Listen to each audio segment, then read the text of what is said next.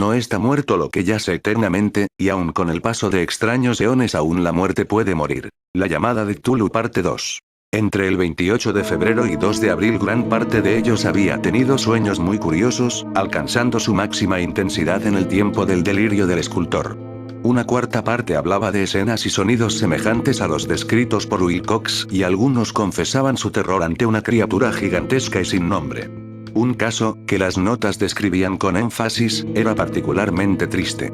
El sujeto, un arquitecto muy conocido, algo inclinado al ocultismo y la teosofía, se volvió completamente loco la noche que llevaron al joven Wilcox a la casa de sus padres, y murió meses después gritando que lo salvaran de algún escapado habitante del infierno. Si mi tío hubiese conservado los nombres de estos casos, en vez de reducirlos a números, yo hubiera podido hacer alguna investigación personal. Pero, como estaban las cosas, solo pude encontrar a unos pocos. Todos, sin embargo, confirmaron las notas.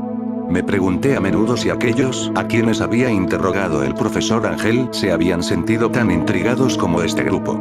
Nunca les di explicaciones, y es mejor así. Los recortes de prensa, como ya he dicho, trataban de casos de pánico, manía y excentricidad, siempre en el mismo periodo. El profesor Ángel debió de haber empleado una agenda de recortes, pues el número de estos extractos era prodigioso, y además procedían de todos los rincones del mundo. Uno describía un suicidio nocturno en Londres. Un hombre había saltado por una ventana luego de lanzar un grito horrible. En una confusa carta al editor de un periódico sudamericano un fanático anunciaba, apoyándose en sus visiones, un futuro siniestro. Un despacho de California relataba que una colonia teosófica había comenzado a usar vestiduras blancas ante la proximidad de un glorioso acontecimiento, que no llegaba nunca, mientras las noticias de la India se referían cautelosamente a una seria agitación de los nativos, producida a fines de marzo. Las orgías vudúes se habían multiplicado en Haití, y en África se había hablado de unos cantos misteriosos.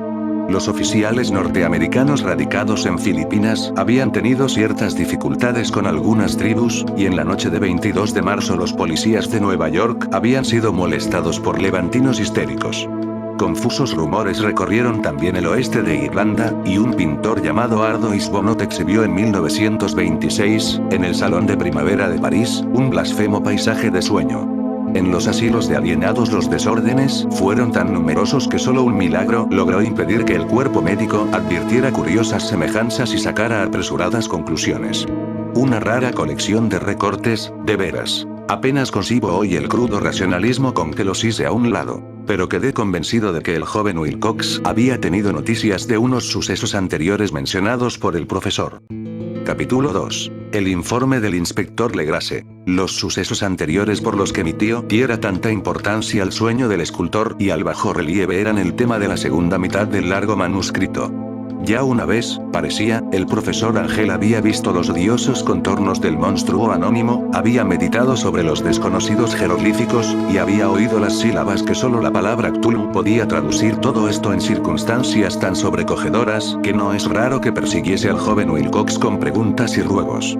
Esta experiencia anterior había ocurrido 17 años antes, en 1908, mientras la Sociedad Norteamericana de Arqueología celebraba su consejo anual, en Saint Louis.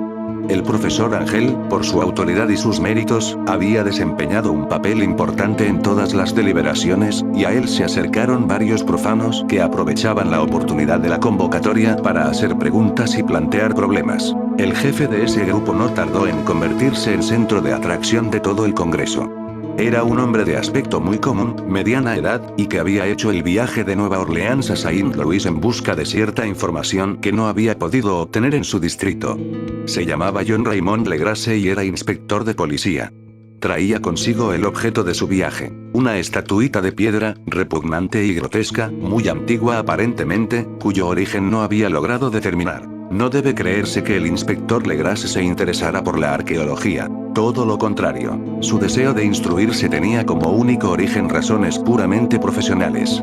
La estatuita, ídolo, fetiche o lo que fuese, había sido capturada meses antes en los pantanos boscosos del sur de Nueva Orleans, en el curso de una expedición contra una presunta ceremonia vudú. Tan singulares y odiosos eran los ritos, que la policía comprendió que se hallaba ante un culto totalmente ignorado, e infinitamente más diabólico que los del vudú. Los confusos e increíbles relatos arrancados por la fuerza a los prisioneros nada informaron sobre su posible origen. De ahí el deseo de la policía de consultar a alguna autoridad, para identificar así el horrible símbolo y seguir las huellas del culto hasta sus fuentes. El inspector Legrasse no había esperado que su pedido convocara una impresión semejante. La aparición de la curiosa estatuita bastó para excitar a los hombres de ciencia, y pronto todos rodearon al inspector para contemplar de cerca la diminuta figura cuya rareza y aspecto de genuina y abismal antigüedad abrían perspectivas tan misteriosas y arcaicas. Nadie reconoció la escuela escultórica de la que había nacido la estatua, y sin embargo centenares y hasta miles de años parecían haberse posado en la oscura y verdosa superficie de aquella piedra desconocida. La figura, que los miembros del Congreso pasaron de mano en mano para estudiarla con más minuciosidad, medía de unos 20 a 25 centímetros de altura y estaba finamente labrada. Representaba un monstruo de contornos vagamente antropoides, pero con una cabeza de pulpo cuyo rostro era una masa de tentáculos, un cuerpo escamoso que sugería cierta elasticidad, 4 extremidades dotadas de garras enormes, y un par de alas largas y estrechas en la espalda. Esta criatura, que exhalaba una malignidad antinatural, parecía ser de una pesada corpulencia, y estaba sentada en un pedestal o bloque rectangular, cubierto de indescriptibles caracteres. Las puntas de las alas rozaban el borde posterior del bloque, el asiento ocupaba el centro, mientras que las garras largas y curvas de las plegadas extremidades hacían el borde anterior y descendían hasta un cuarto de la altura del pedestal. La cabeza de cefalópodo se inclinaba hacia el dorso de las garras enormes que apretaban las elevadas rodillas. El conjunto daba una impresión de vida anormal, más sutilmente terrorífico a causa de la imposibilidad de establecer su origen. Su vasta, pavorosa e incalculable edad era innegable. Sin embargo, nada permitía relacionarlo con algún tipo de arte de los comienzos de la civilización. El material de la estatua encerraba otro misterio. No había nada parecido, en la geología o la mineralogía, a aquella pieza jabonosa, verdinegra, de estrías doradas o iridiscentes. Los caracteres de la base eran igualmente desconcertantes, y ninguno de los miembros del Congreso, a pesar de que representaban a la mitad de las autoridades mundiales en esta esfera, pudo descubrir el más remoto parentesco lingüístico.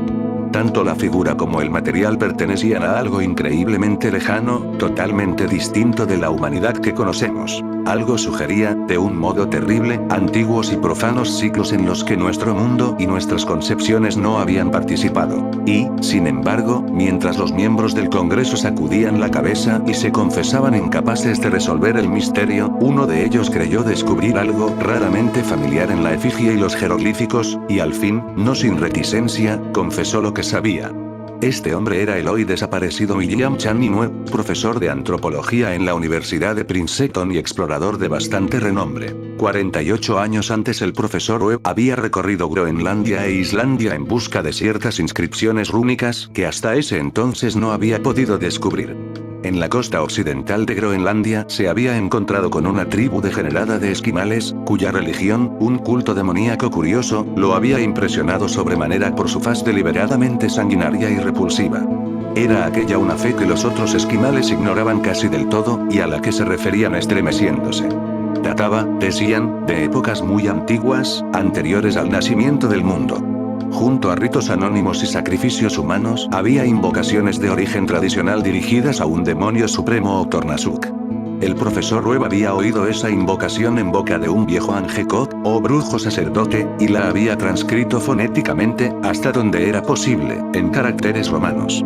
Pero lo que ahora parecía importante era el fetiche adorado en ese culto, y alrededor del cual bailaban los esquimales cuando la aurora boreal brillaba muy por encima de los acantilados de hielo. Era, declaró el profesor, un tosco bajorrelieve de piedra con una figura horrible y algunos caracteres misteriosos. Creía recordar que se parecía, por lo menos en todos los rasgos esenciales, a la criatura bestial que ahora estaban examinando. Este relato, recibido con asombro y sorpresa por los miembros del Congreso, pareció excitar al inspector Legrasse, que abrumó al profesor a preguntas. Habiendo copiado una invocación recitada por uno de los oficiantes del pantano, rogó al profesor Webb que tratase de recordar las sílabas recogidas en Groenlandia. Siguió una comparación exhaustiva de todos los detalles, y un instante de sombrío silencio cuando el profesor y el detective convinieron en la virtual identidad de las frases. He aquí, en sustancia, la división de las palabras fue establecida de acuerdo con las pausas tradicionales observadas por los oficiantes, lo que el brujo esquimal y los sacerdotes de Luisiana habían cantado a sus ídolos. Legrasse había tenido más suerte que el profesor Webb, pues varios prisioneros le habían revelado el sentido de esas palabras. Era algo así: en su casa de Rlie el fallecido Tulu espera soñando. Y entonces, respondiendo a un ruego general, el inspector relató minuciosamente su experiencia con los fieles del pantano. Veo ahora que mi tío dio gran importancia a esa historia. Tenía cierto parecido con las ensoñaciones más extravagantes de los teósofos y los creadores de mitos, y revelaba una asombrosa imaginación de carácter cósmico que nadie hubiese esperado entre parias y vagabundos. El 1 de noviembre de 1907 la policía de Nueva Orleans había recibido un alarmado mensaje de la región pantanosa del sur. Los colonos, gente primitiva, pero de buen natural, descendientes en su mayor parte de Lafitte, eran presas del pánico a causa de algo desconocido que había invadido la región durante la noche. Se trataba en apariencia de un culto vudú, pero de una especie más terrible que todo lo que ellos conocían. Desde que el malévolo tam-tam había comenzado a sonar incesantemente en aquellos bosques oscuros donde nadie osaba aventurarse, habían desaparecido varias mujeres y niños. Se habían oído gritos irracionales, chillidos desgarradores y cantos lúgubres, y unas llamas diabólicas habían bailado en la espesura. Los vecinos, añadía el aterrorizado mensajero, no podían soportarlo. En las primeras horas de la tarde 20 policías partieron en 2 carricoches y un automóvil, guiados por el tembloroso colono. Cuando el camino se hizo intransitable, abandonaron los vehículos y durante varios kilómetros chapotearon en silencio a través de los espesos bosques de cipreses, donde nunca penetraba la luz del día. Raíces tortuosas y nudos malignos de musgo español retardaban la marcha, y de vez en cuando una pila de piedras húmedas o los fragmentos de una pared en ruinas hacían más depresiva aquella atmósfera que los árboles deformados y las colonias de hongos contribuían a crear. Al fin apareció un miserable conjunto de chozas, y los histéricos colonos corrieron a agruparse alrededor de las vacilantes linternas. El apagado golpear de los tam-tams se oía débilmente a lo lejos, la brisa traía muy de cuando en cuando un chillido que helaba la sangre. Un resplandor rojizo parecía filtrarse por entre el follaje pálido, más allá de las interminables avenidas de la noche selvática. A pesar de su repugnancia a quedarse nuevamente solos, todos los habitantes del lugar se negaron a avanzar un solo paso hacia la escena del culto maldito, de modo que el inspector Legrasse y sus 19 colegas tuvieron que aventurarse sin guías por aquellas negras arcadas de horror donde ninguno de ellos había puesto el pie. La región en que ahora entraba la policía tenía tradicionalmente muy mala fama, y en su mayor parte no había sido explorada por hombres blancos. Algunas leyendas se referían a un lago secreto en que vivía una colosal e informe criatura, algo parecida a un pólipo y de ojos fosforescentes, y, según los colonos, unos demonios de alas de murciélago salían a medianoche de sus cavernas para adorar al monstruo. Afirmaban que este estaba allí desde antes que la Salle, de los indios, y aun de las bestias y pájaros del bosque. Era una verdadera pesadilla, y verlo significaba la muerte. Pero se aparecía en sueños a los hombres, y eso bastaba para que estos se mantuviesen alejados.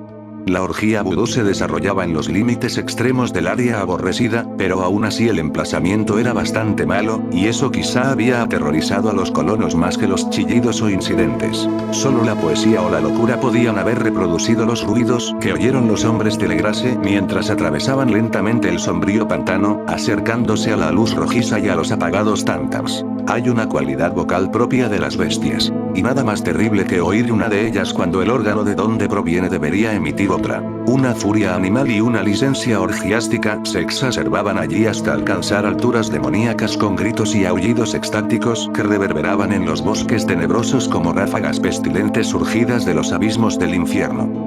De vez en cuando cesaban los gritos y lo que parecía un coro de voces roncas entonaba la odiosa melopea 1. Por fin los hombres llegaron a un sitio donde el bosque era menos denso, y se encontraron de pronto en el lugar mismo de la escena. 4 trastabillaron, un quinto perdió el conocimiento, y otros 2 lanzaron un grito de horror que, por suerte, fue apagado por el tumulto salvaje de la orgía. Legrasse roció con agua pantanosa el rostro del hombre desvanecido, y luego todos contemplaron el espectáculo fascinados por el horror. En un claro natural del pantano se alzaba una isla verde de tal vez un acre de extensión, desprovista de árboles y bastante seca. Allí saltaba y se retorcía una horda de anormalidades humanas más indescriptibles que cualquiera de las que hubiese podido pintar un simio o una angarola.